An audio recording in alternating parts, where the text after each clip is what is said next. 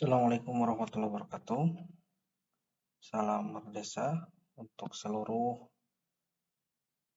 user Siskedes di seluruh Indonesia.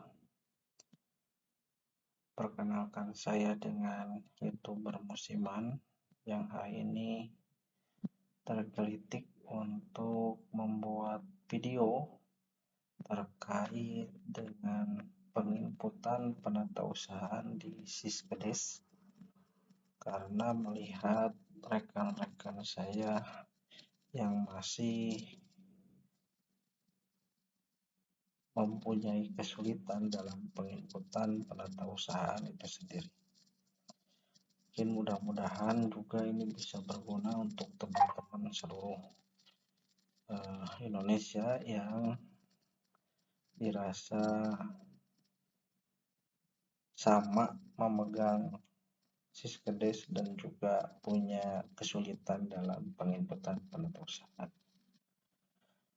Baik, sebelum nanti saya menjelaskan, mungkin selama menjelaskan ada hal-hal yang memang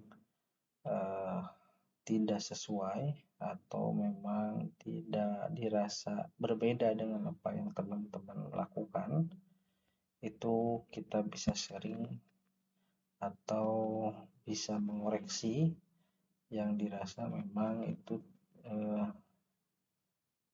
ada hal yang lebih bagus untuk dilakukan. Jadi sebelum mulai, saya bakal menjelaskan terlebih dahulu juga bagaimana alur yang memang sudah saya lakukan beberapa tahun sampai hari ini terkait alur dari penatausahaan itu sendiri. Oke, untuk mempersingkat waktu, saya langsung saja pada pembahasan. Jadi seperti kita ketahui bahwa setiap penginputan pada Siskedes ini adalah dilakukan di menu data entry. Nah, sekarang kita akan membahas penatausahaan. Di sini di menu data entry kita ada menu penatausahaan yang mana di dalamnya itu ada penerimaan desa, kemudian ada SPP kegiatan, pencairan SPP, SPJ kegiatan, pengembalian, penyetoran pajak, nota sikas, output dana desa, ekspor dan impor data. Pertama, alur yang dilakukan untuk penatausahaan itu sendiri ialah kita melakukan penginputan pada penerimaan desa.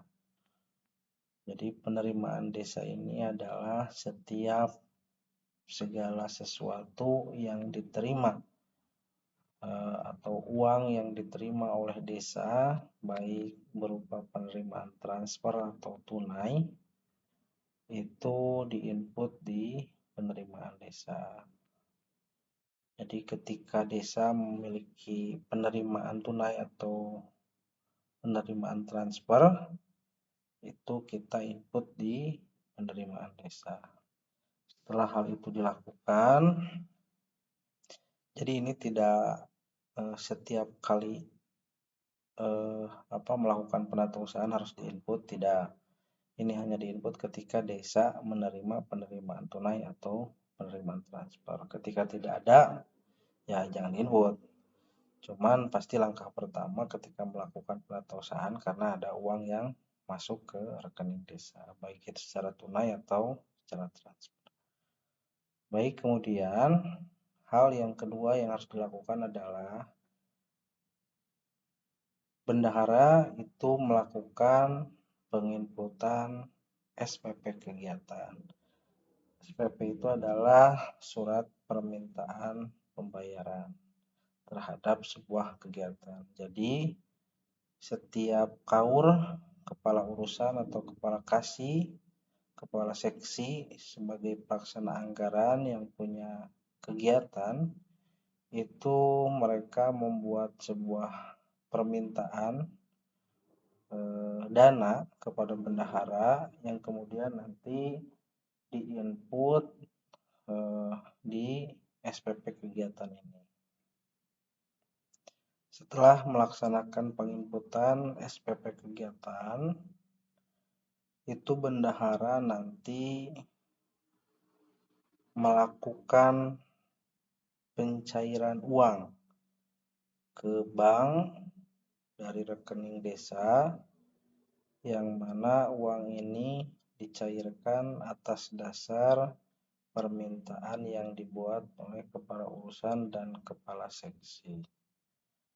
Setelah dilakukan proses pencairan oleh bendahara atau penarikan dari rekening desa oleh bendahara, kemudian bendahara melakukan pencairan uang-uang tersebut ke setiap kepala urusan dan kepala seksi yang punya anggaran atau yang meminta anggaran tadi. Setelah ini baru ketika permintaan yang dibuat itu adalah permintaan untuk kegiatan yang kategorinya panjar, maka setelah proses pencairan beranjak pada proses peng-SPJ-an kegiatan.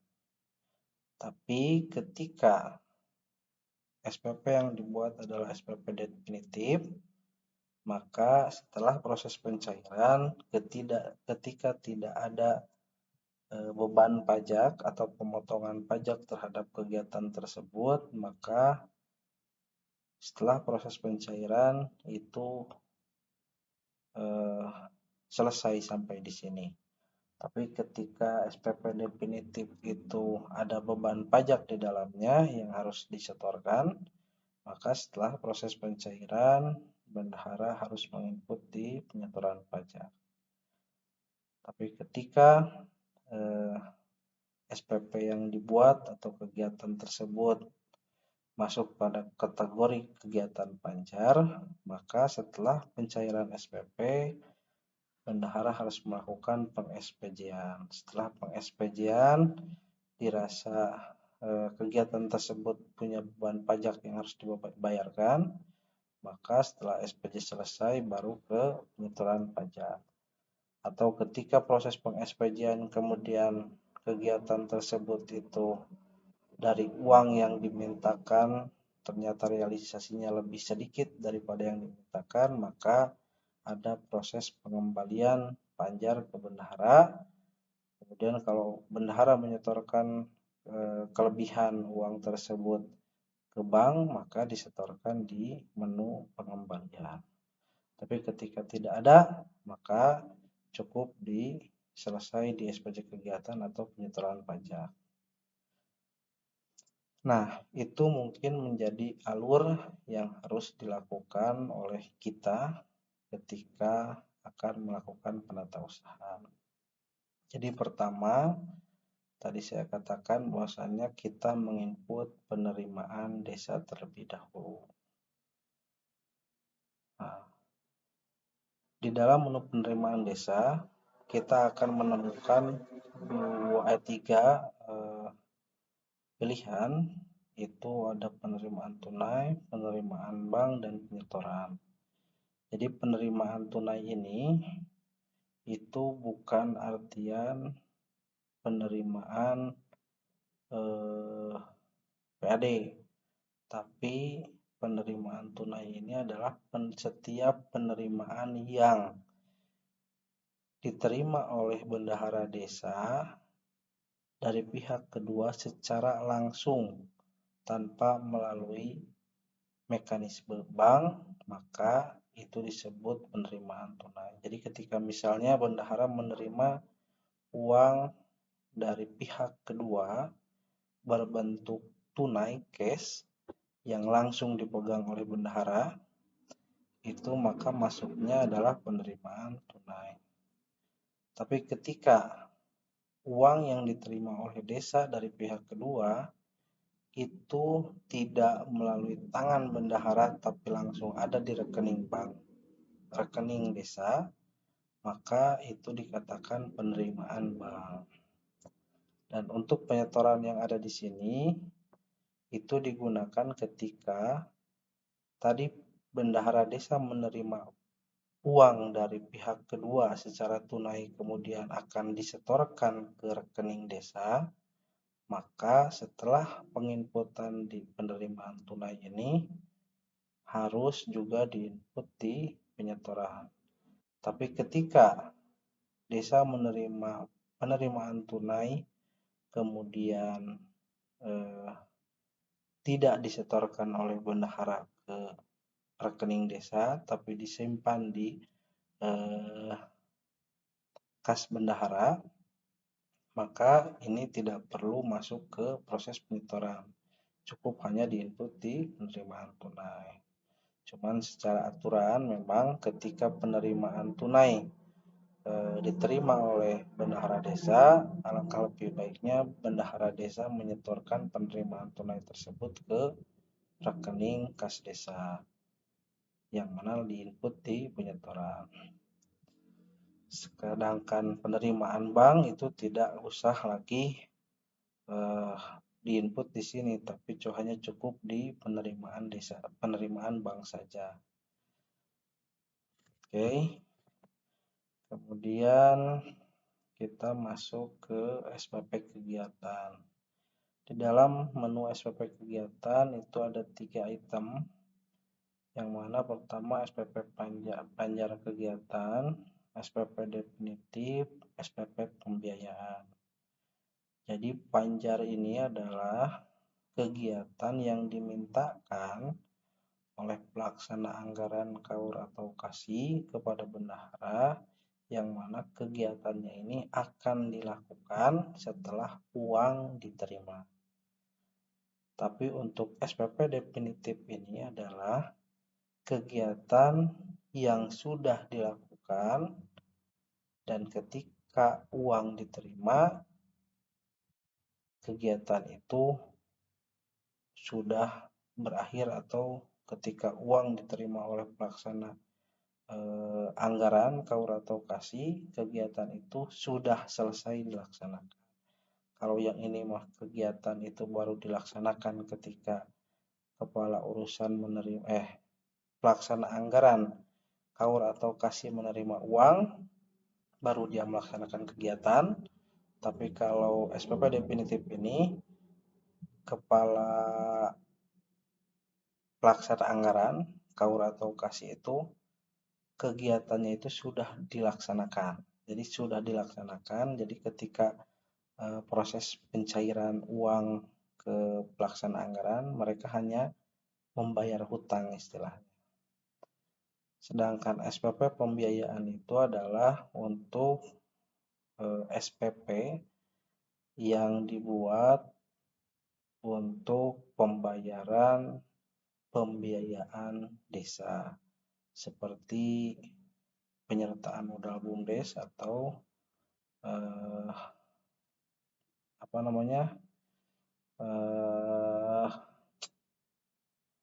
pencairan dana cadang atau pembuatan dana cadang.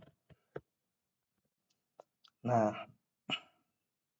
kemudian juga di sini ada pencairan. Nah, jadi setiap SPP yang diinput nanti akan muncul di bukti pencairan. Sedangkan di browse itu adalah SPP yang sudah kita cairkan.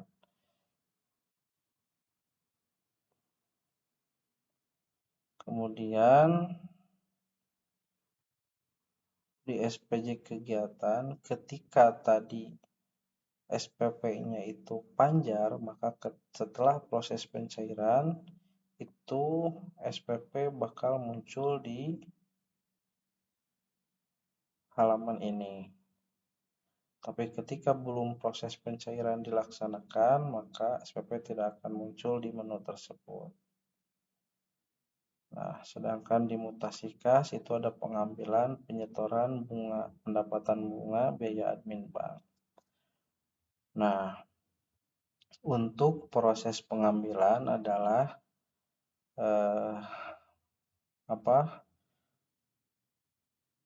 pilihan atau menu pengambilan ini itu untuk kita menginput uang yang kita tarik di rekening bank.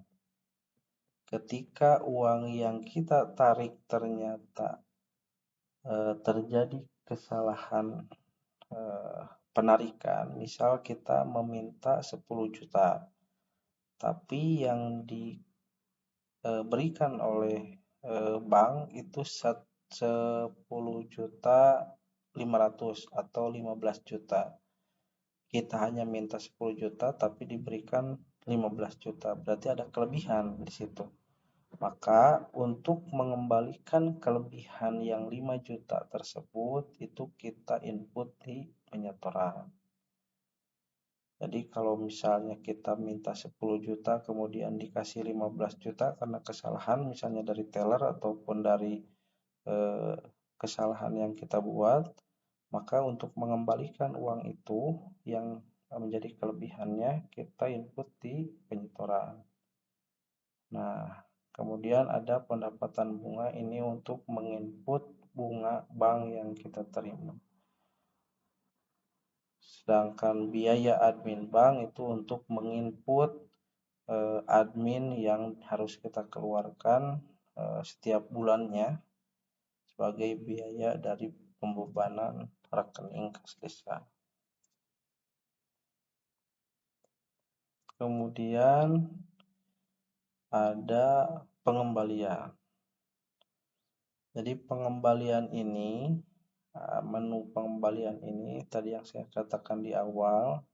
Jadi ketika kita melaksanakan penata usahaan atau peng-SPJ-an, itu apa yang menjadi permintaan ternyata ketika direalisasikan kegiatan tersebut lebih kecil nilainya daripada yang kita mintakan. Contoh misal kita meminta kegiatan dengan nominal 10 juta, tapi ketika direalisasikan ternyata kita hanya mengeluarkan untuk kegiatan tersebut hanya 5 juta. Maka nanti akan muncul di sisa. Nah, di sisa ini baru nanti diinput dari pelaksana kegiatan, dikembalikan lagi ke bendahara. Setelah dikembalikan ke bendahara, ketika memang bendahara akan menyetorkan kembali uang kelebihan panjar tadi, maka dilakukan di menu pengembalian. Itu ketika SPP-nya SPP definitif atau ketika SPP-nya SPP panjar maka disetorkan di belanja. Tapi ketika kegiatan itu misalnya kita mengeluarkan atau membuat SPP pembiayaan untuk pengeluaran pembiayaan untuk modal BUMDes atau misal untuk pembentukan dana cadang. Ketika misalnya kegiatan tersebut tidak direalisasikan atau misalnya ada yang tadinya untuk modal BUMDes 50 juta ternyata jadinya cuma 25 juta misalnya teh. Nah, dikembalikannya di pembiayaan, di menu pembiayaan. Oke, terus ada menu penyetoran pajak. Jadi penyetoran pajak ini ketika nanti kita menginput SPP definitif atau SPJ panjar, itu ada beban kegiatan yang memang harus dipotong pajak, maka untuk penyetorannya nanti dilakukan di penyetoran pajak ini. Oke, itu mungkin yang saya jelaskan setiap poin yang ada di sini. Baik, kita langsung mulai bagaimana kita menginput penata usaha. Pertama, seperti contoh, kebetulan saya ada penerimaan yang saya terima pada tanggal 28 Juli itu saya menerima uang untuk BLT Dana Desa tahap 3. Jadi untuk teman-teman yang sudah ada penerimaan sebelum-sebelumnya, ketika misalnya mau input dan sama kata-katanya itu tidak usah lagi diketik manual, itu cukup copy paste, Ctrl Ctrl C, kemudian klik tambah. Jadi ingat selalu klik tambah ketika memulai baru. Aduh, ini terjadi karena sekarang kan siskedesnya online ya teman-teman. Jadi memang kalau sudah lama itu suka jadi tidak ngonek sendiri, jadi harus dilakukan reconnecting. Jadi kita harus keluar terlebih dahulu, masuk lagi ya teman-teman.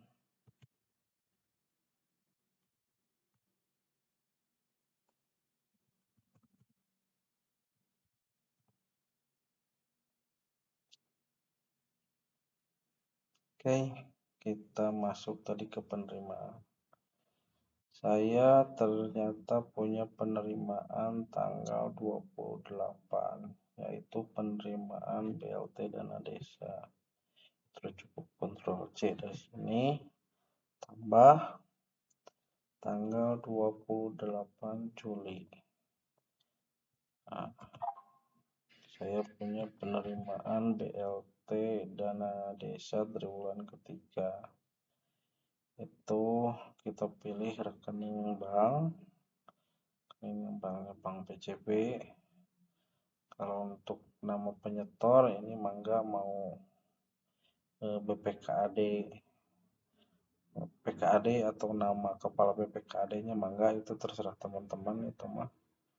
Dan untuk supaya kita tidak ngetik lagi, kita Ctrl C lagi, kita pastekan di sini,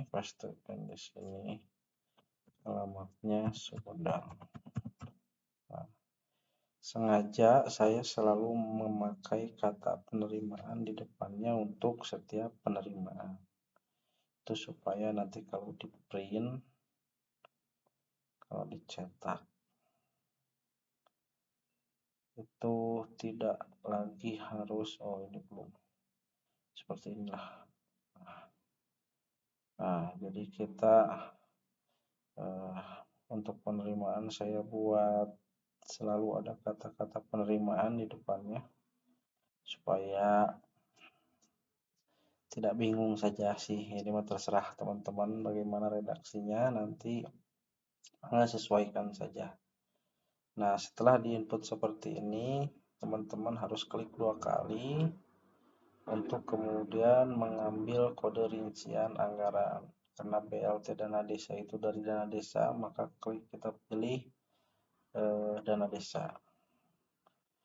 Mana penerimaannya itu adalah 90.900.000 rupiah.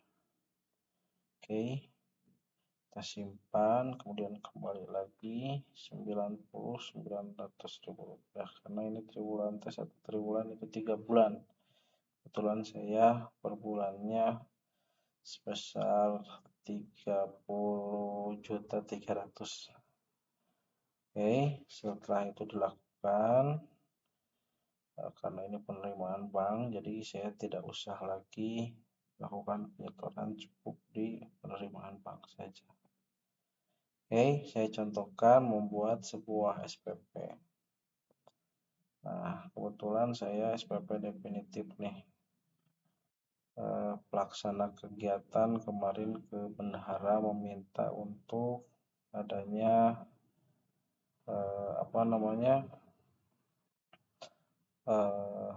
pembayaran tambahan penghasilan. Ini lagi-lagi redaksinya mangga teman-teman mau seperti apa itu mangga ya redaksinya.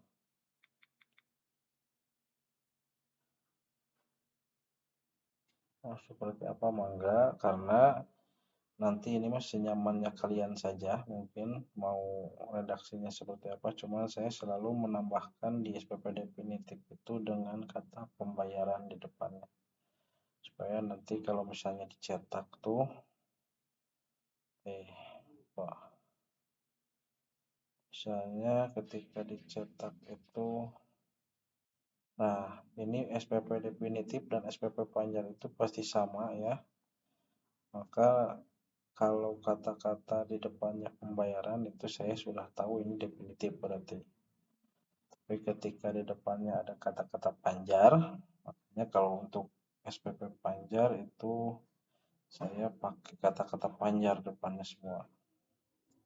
Enggak, itu terserah teman-teman ya, mau seperti apa silahkan. Ini kebetulan sudah saya input ya. Contoh ini pembayaran tambahan penghasilan aparatur desa. Saya sudah buat ini dua kegiatan ini. Nah, ini saya hapus terlebih dahulu ya supaya apa namanya tuh, supaya kita sama-sama menginput dari awal,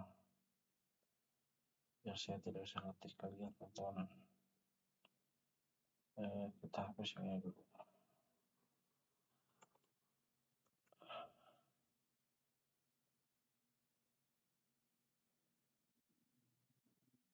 ya. Kita tambah tanggal SPP adalah tanggal harus sama dengan nanti kita penarikan uang. Jadi misalnya kalau bendahara ke bank tanggal tadi misalnya 29, berarti SPP-nya juga dibuat per tanggal 29.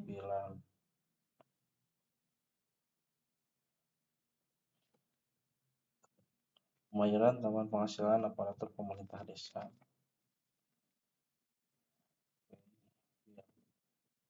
Biar nurut ya.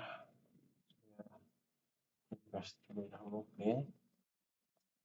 Nah, jadi ingat tanggal ini atau tanggal SPP ini dibuat atau sama dengan uang yang ditarik oleh bendahara dari rekening desa. Jadi kalau misalnya bendahara ngambil uang tanggal 29 untuk kegiatan ini, maka SPP-nya pun harus tanggal 29.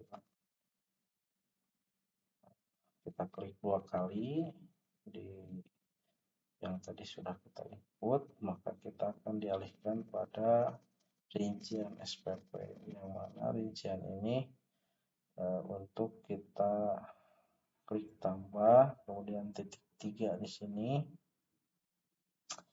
kemudian kita cari tambahan penghasilan aparatur. Untuk tambahan penghasilan kepala desa, kita pilih, kita simpan, kemudian kita tambah kembali, tambah penghasilan perangkat desa, kita simpan. Nah, untuk selanjutnya, karena tadi dikatakan SPP definitif ini adalah SPP yang dibuat ketika kegiatannya itu sudah dilakukan atau kegiatannya itu ketika uang diterima hari itu juga kegiatan itu berakhir.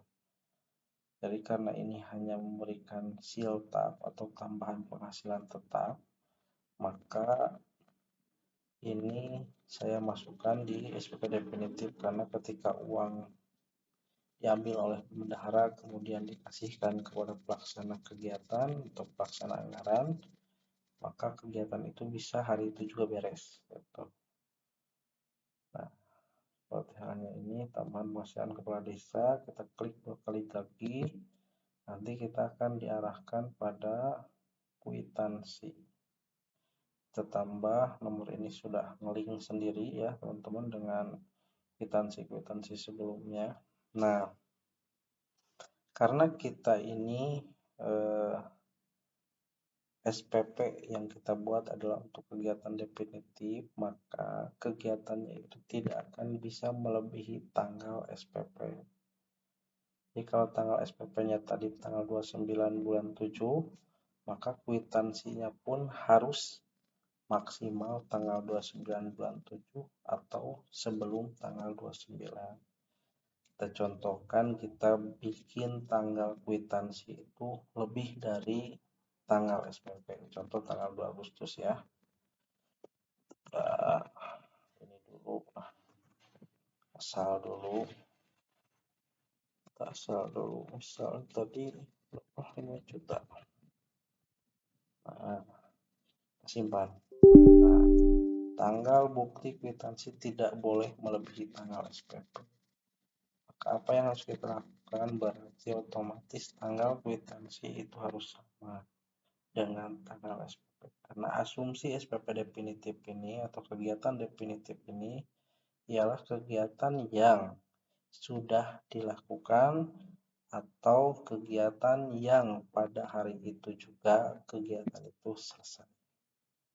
Oke, uraian di sini adalah pembayaran tambahan hasilan tetap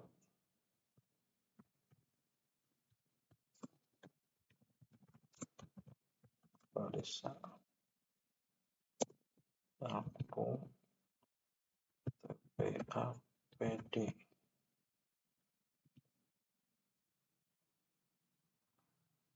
Nah, sini adalah nama penerima, yaitu kepala desa.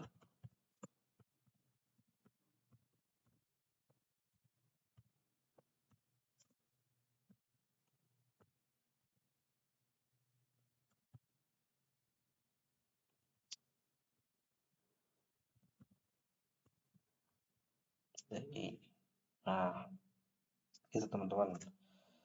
Karena Banprop ini, kalau kita di Jawa Barat itu ada Banprop, karena Banprop ini mengharuskan penerima tambahan penghasilan itu harus dipotong pajak, maka ketika sudah dilakukan penginputan kwitansi seperti ini, itu kita klik 2 lagi untuk melakukan pemotongan pajak terhadap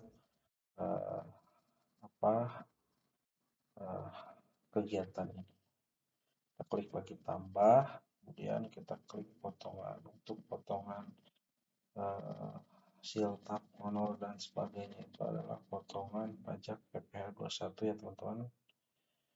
Ini karena tidak punya NPWP, kita masukkan 6%.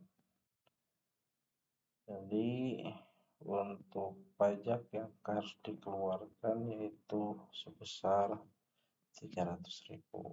Nah, untuk nanti ini harusnya langsung dibuatkan billing pajak. Nanti billing untuk pembayaran pajak honor ini itu nanti kita masukkan di billing pajak. Simpan. Oke. Jadi nanti bakal yang diterima 5 juta itu harus dipotong terlebih dahulu oleh bendahara sebesar 300.000. Jadi yang dibayarkan hanya sekitar 4.700.000. Oke.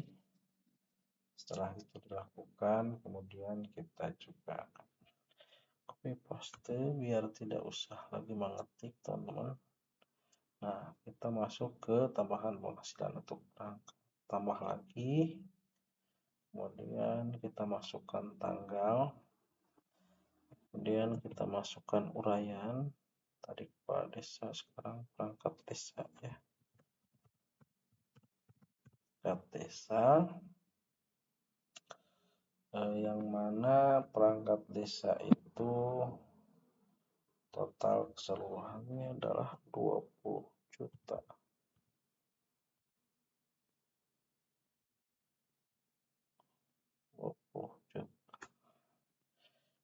karena nanti kwitansinya ini laporannya akan berbentuk daftar penerima upah, penerima honorer, penerima siltap, jadi daftaran bentuknya. Jadi kita tidak usah membuat kwitansi per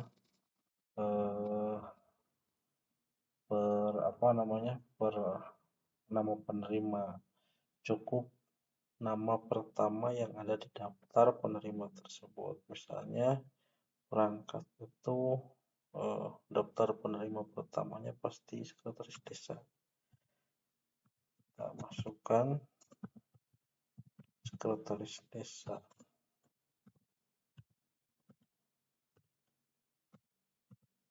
Oke, dan kita cukup tambahkan DKK. Di penerimanya itu Ihsan Sopian sebagai nomor urut 1 di daftar penerima.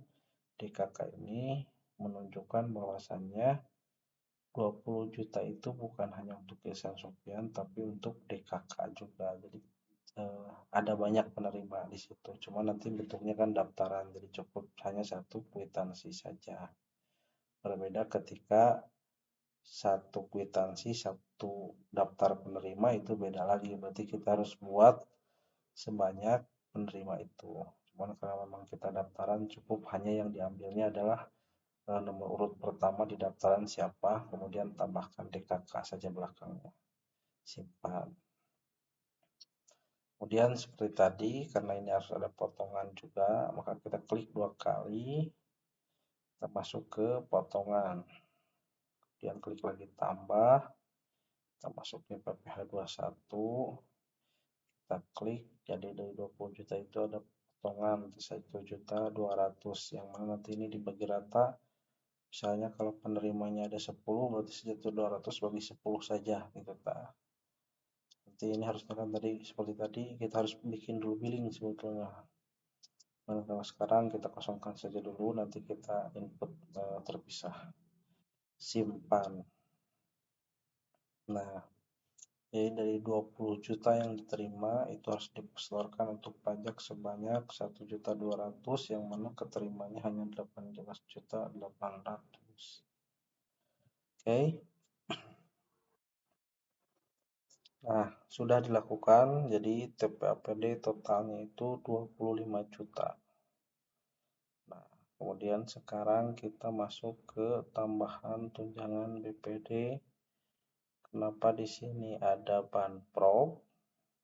Ada tambahan dalam kurung banprop karena kegiatan tambahan tunjangan BPD ini atau kegiatan penyediaan tunjangan BPD ini ada dua sumber. Pertama ada yang dari ADD, ada yang dari banprop. Maka ketika membuat SPP itu ketika sumbernya beda meskipun kegiatannya sama, misalnya di kegiatan penyediaan tunjangan BPD, maka ini SPP-nya harus dipisah. Karena nanti kalau di kita itu ini tergantunglah bisa disesuaikan dengan kondisi peng-SPJ-an teman-teman di desanya masing-masing. Cuman secara aturan ketika sumber dananya berbeda meskipun pada satu kegiatan yang sama, misalnya kegiatan penyediaan tunjangan BPD misalnya, karena memang meskipun satu kegiatan dalam satu kegiatan karena sumbernya beda maka tidak bisa disatukan di dalamnya. Jadi harus dipisah antara per jenis sumber biayanya. Oke, kita klik lagi. Sama ya tanggal 29 karena pada tanggal 29 itu ada 3 permintaan yang dimintakan ke bendahara. Kita klik lagi 2 kali, kita tambah, kita klik rincian, kita cari penyediaan tunjangan BPD AIS. Kita klik tunjangan BPD. Nah, ada tunjangan Badan Permusyawaratan BPD. Ini sumbernya dari ADD. Kemudian ada tambahan penghasilan BPD. Ini dari PBP. PBP itu adalah Bantuan Keuangan Provinsi ya. Kita klik, pilih, kita simpan. Kemudian kita klik lagi 2 kali, kita tambah. Karena tadi tanggal SPP-nya adalah tanggal 29, maka kita di sini kwitansinya pun harus tanggal 29. Uraiannya adalah pembayaran tambahan tunjangan BPD.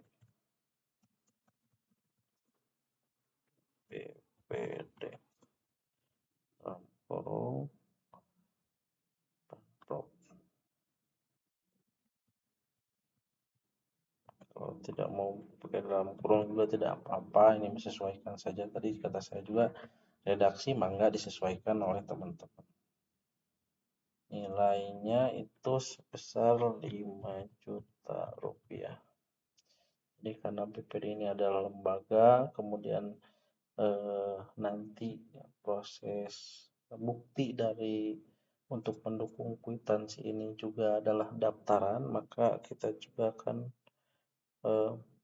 menuliskan penerima dengan nomor urut pertama saja di daftarnya, yaitu misalnya ketua BPD Kus Nadi S P D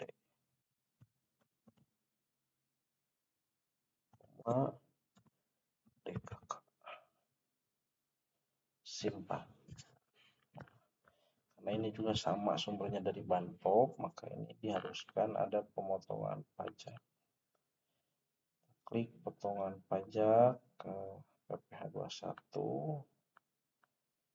Ini kita klik 6%, kita 300.000. Billingnya nanti kita sertakan, nanti kita simpan.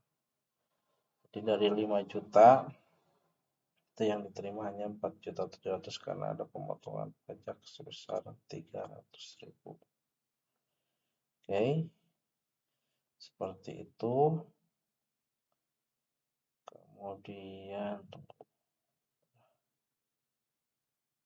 ya, seperti itu. Kemudian juga ada lagi,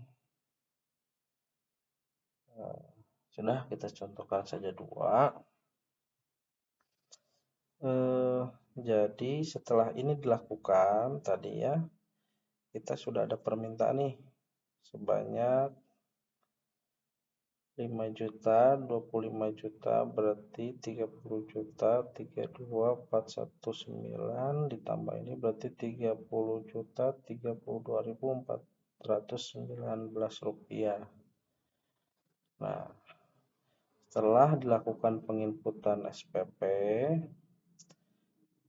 bendahara kemudian menuju ke mutasi kas dan dilakukanlah pengambilan. Nah, di sini kita tambah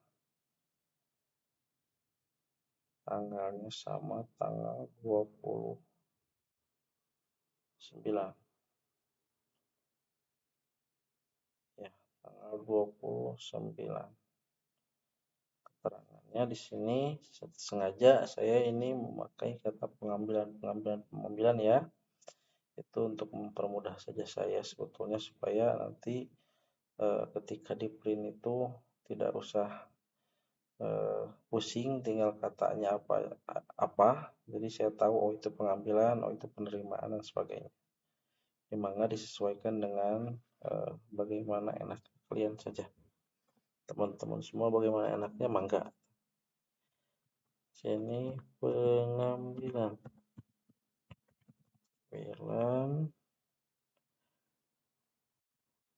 Banpop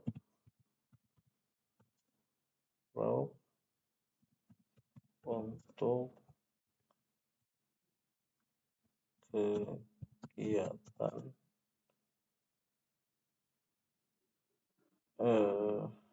untuk pengambilan Banpop untuk kegiatan bulan Juli. Informasi juga kenapa saya seperti ini, karena kebetulan saya itu melakukan pengambilan atau pengambilan yang saya lakukan itu tidak bertahap ya, jadi tidak semua uang masuk satu tahap kita ambil semua, tidak seperti itu, karena memang sebagaimana ideal aturan di pengelolaan keuangan itu paling lama itu harus dilaksanakan 7 hari kerja kan. Maka yang saya lakukan adalah ketika eh, kegiatan itu diminta, maka baru dilakukan pengambilan ke bank. Atau saya target per bulan itu 2 kali pengambilan, tanggal berapa dan tanggal berapa. Jadi ketika misalnya pelaksana kegiatan itu mau melaksanakan kegiatannya di tanggal 20 misalnya bulan Agustus, maka dia harus sudah minta uang ke bendahara itu per tanggal misalnya 15 gitu. Jadi karena misalnya saya menargetkan pengambilan uang itu di tanggal 15 dan tanggal 30 misalnya. Berarti untuk kegiatan yang mau dilakukan ketika tanggal 20 ada kegiatan yang mau dilaksanakan dari salah satu pelaksana anggaran, maka dia harus meminta uang ke bendahara sebelum eh, tanggal 20 atau jadwal eh, kita mengambil uang ke rekening desa. Nah, jadi pengambilan Bampok untuk kegiatan bulan Juli sebesar misalnya 30 juta. Kenapa 30 juta? Karena lupa saya menerangkan bahwa tadi di proses pembuatan SPP ini itu saya ada SPP sama tanggal 29, juga tanggal 29, cuman ini dari sumbernya ADD. Nah, sedangkan yang tadi dua ini sumbernya dari PBP atau dari Pemprov. Jadi proses pencairannya pun itu saya bakal melakukan dua inputan, satu dari pengambilan Pemprov, yang satu pengambilan nanti ADD. Nah, kenapa demikian? Karena sistem Siskedes ini ketika kita ingin mengeprint buku kas umum atau buku pembantu bank itu kan kita tidak bisa diperjenis. Karena ketika nanti kita butuh kita butuh ngeprint buku pembantu bank, kan ini tidak bisa kita ingin lihat buku pembantu bank dari sumber ADD saja, misalnya kan tidak bisa. Jadi saya buat seperti ini itu supaya ketika bendahara harus merekap atau ada keperluan dari pemeriksa yang hanya ingin tahu buku bank per sumber dana dari ADD saja, itu bendahara tidak akan susah merekap, dia tinggal melihat saja atau merekap pengambilan yang dari sumber ADD saja. Jadi ini nanti memudahkan dari perekapan. Oke. Kemudian tadi ada pengambilan dari ADD ya. ADD bulan Juli. Bulan Juli itu kita sudah ada pengambilan di tanggal 26 bulan 7. Berarti ini tanggal 26 kita ada pengambilan bulan 7 ya. Kemudian saya ada pengambilan lagi kekeliruan potongan BPJS tanggal 28 Juli. Di sini nanti pengambilan ADD kedua.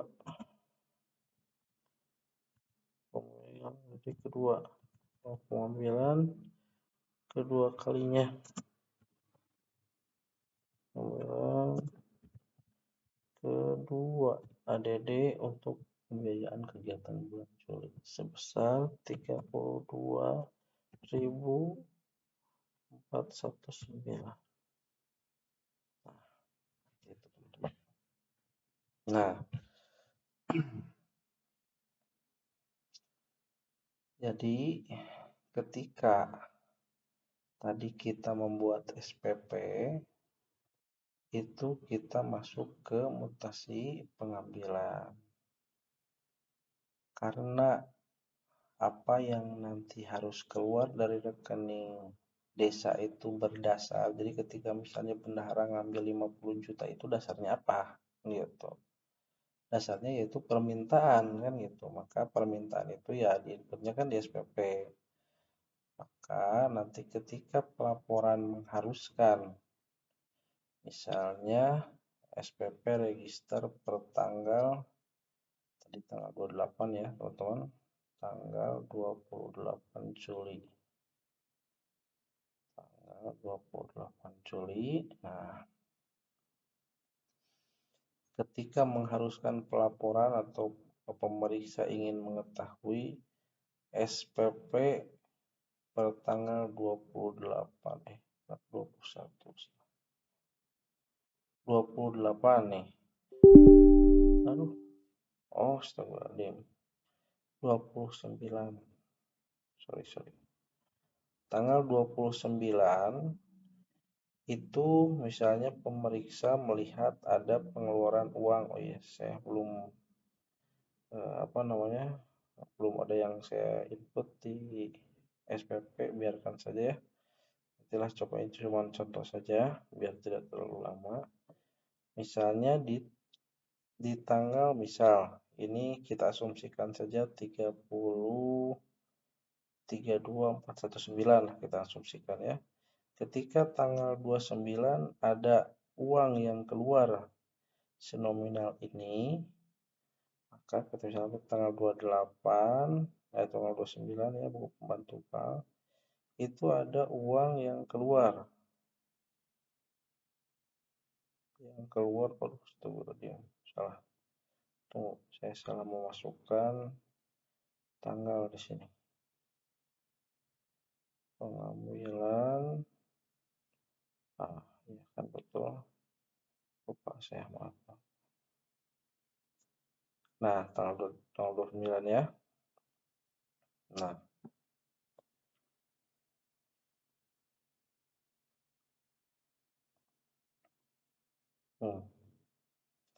tanggal 29 Juli sampai tanggal 29 Juli.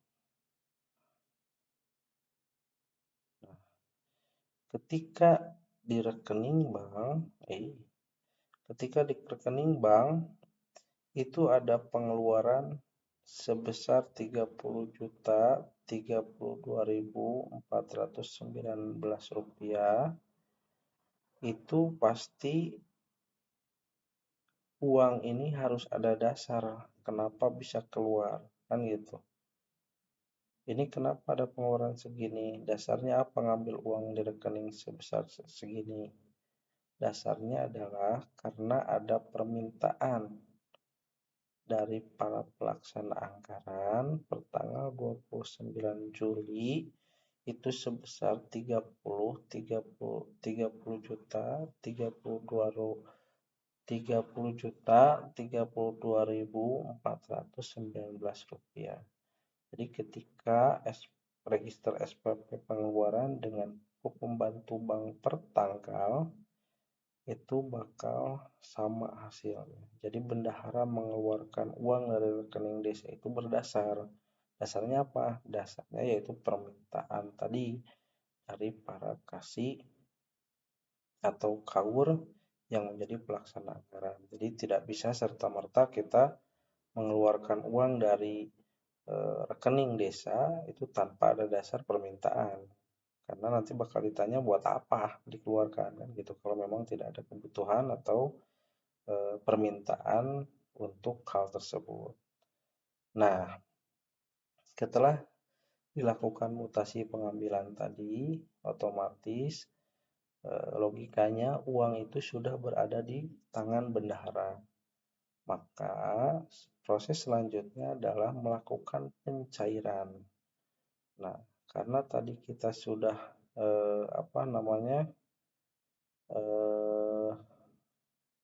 melakukan penginputan terus pengambilan, maka sudah muncul kan di sini di bukti pencairan itu muncul, berarti 2 SPP ini belum dicairkan. Karena kalau sudah dicairkan kayak tadi kan, tadi tanggal 29 itu kita ada juga pengambilan atau SPP yang 32419.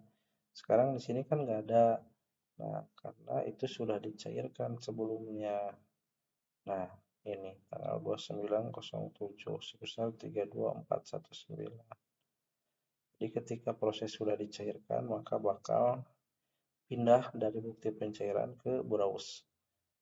Nah, karena ini yang saya itu sudah tidak ngeling ya, maka saya harus lihat dulu nomor pencairan terakhir. Ini nomor 85 berarti ya. Ini 85 berarti nanti di sini itu nomor buktinya 86.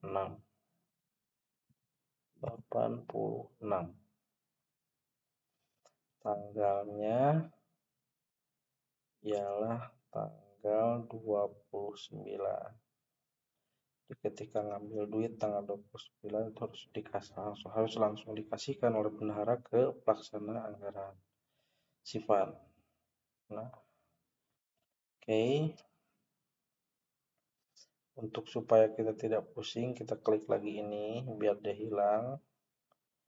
Klik lagi, kita tambah lagi 6 berarti 8 7 sekarang. Nah,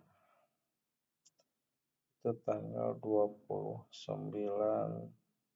Juli ya, simpan. Oke. Nah, berarti semua sudah dicairkan. Jadi tidak ada lagi yang belum dicairkan, karena ketika ada yang belum dicairkan berarti bakal muncul di sini. Kalau di sini sudah bersih berarti semua sudah dicairkan. SPP semua sudah dicairkan. Nah, proses selanjutnya karena tadi ini adalah SPP definitif, yang mana tadi saya katakan di awal bahwasan definitif itu kegiatannya sudah dilaksanakan atau pada hari itu kegiatan itu beres gitu. Jadi proses setelah pencairan sudah selesai gitu. Cuman karena memang tadi di kegiatan tersebut yang dari Banpop ada potongan pajak yang ditarik oleh bendahara, maka bendahara harus melakukan penyetoran pajak. Nah, nanti prosesnya sama dengan seperti ini, misalnya nanti PPh 21 kita tinggal nanti tambah saja, kemudian misalnya tanggal penyetorannya tanggal hari Senin, misalnya tanggal 1 Agustus misal. Kode rinciannya PPh 21. Sini saya selalu pakai PPh 21, PPh 22 itu pasti saya bakal lakukan itu gitu. Karena ya tadi untuk supaya saya bisa mempermudah ini teh apa, potongan apa gitu tanpa harus membaca lebih dalam. Jadi cukup melihat judul, oh ini PPh 21, oh ini PPh 22, oh ini pajak makan minum misalnya. Ya, seperti itulah. Jadi PPh 21 sini berarti PPh 21 tambahan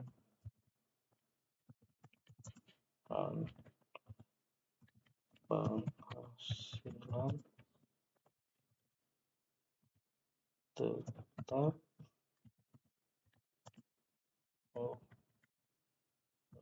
tetap kepala desa Lampung TPAPD. Nah, nama NPWP-nya yaitu Bendahara Desa, NPWP Desa juga. Nah, ini NTPN, baru NTPN sebagai bukti pembayaran. Ini harus wajib diisi, karena kalau tidak diisi nanti kita tidak bisa disimpan. NTPN ini wajib diisi, karena kalau tidak diisi ya seperti ini, nomor NTPN setoran pajak belum diisi. Nah, kita contohkan saja dulu ya. Saya buat 00 terlebih dahulu supaya terisi saja dulu. Udah kan?